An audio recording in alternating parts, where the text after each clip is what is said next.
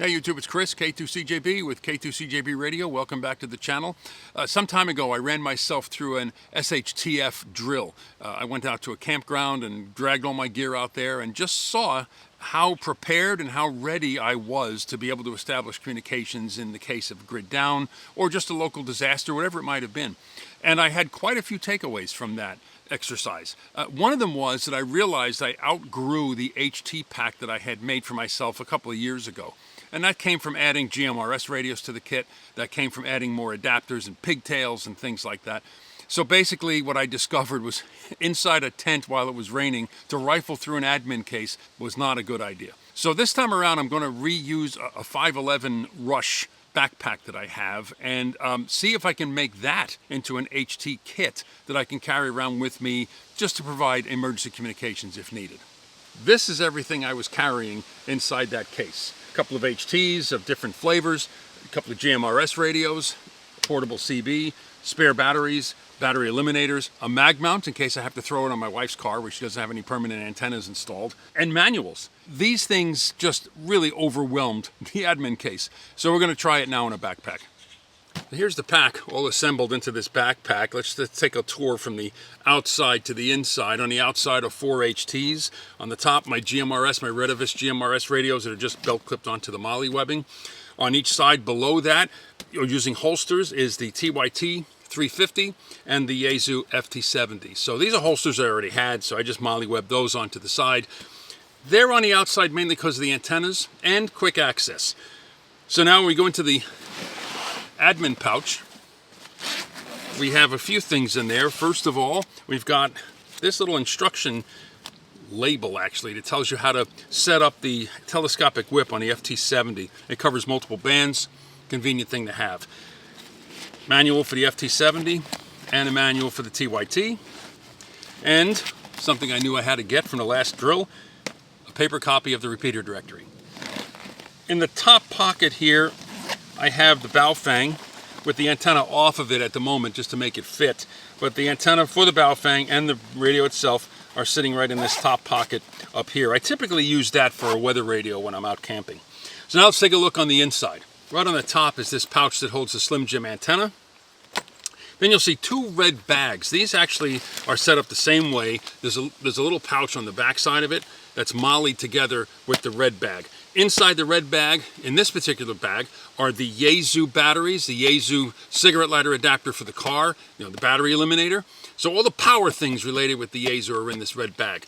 MOLLEd to it, and this pouch is the speaker mic for the Yaesu. So these are both kept together. Same setup here for the TYT. And right now the way I'm differentiating them is the Yaesu has the flag on it, the TYT doesn't. But it's the same setup.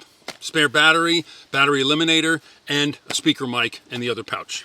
The Radio Shack CB HT fits in here. The antenna actually telescoping down fits inside here, so it doesn't have to be sticking out. Underneath here is the little mag mount we carry for one of the cars so that we don't have a permanent installation on, and one of those really flexible whips that fits right in that pocket down there quite nicely. On this side there are 2 pockets. On the top I've got a pouch in here that has all of the adapters, all of the pigtails. They all sit inside this pouch.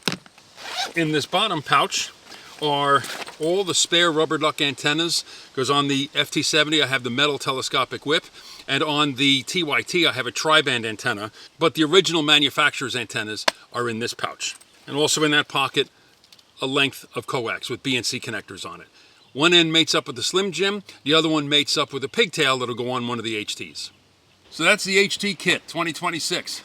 We'll see how well this holds up. Now let me show you something else I got for my HT setup.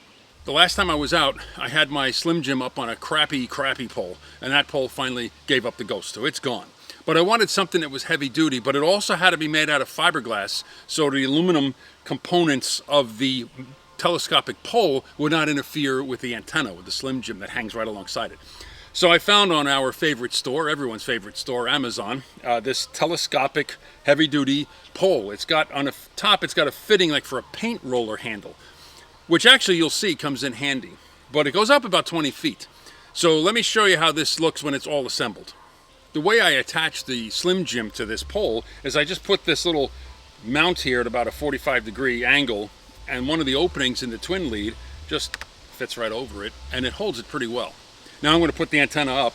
Takes a few turns. Just one more. At this point, I want to use this little Velcro strip to just attach the antenna to the pole. Now we'll go a little further up.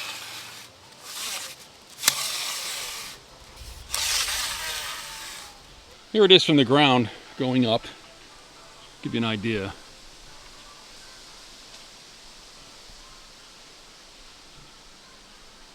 There's the top.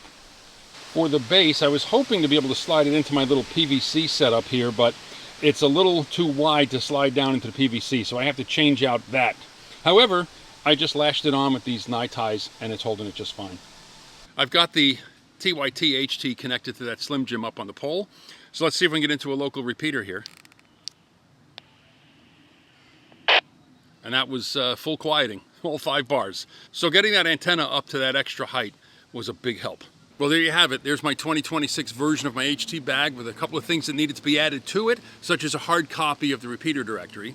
And then I added my heavy-duty or heavier-duty telescopic pole to hold the Slim Jim up when I'm at a campgrounds, or if you're in the middle of nowhere and you're in some sort of a disaster situation. The more height you can get on an antenna, certainly on VHF and UHF, the better. So if you have any comments for anything that you saw in this video, please leave them down below. And until the next time, 73 from K2CJB.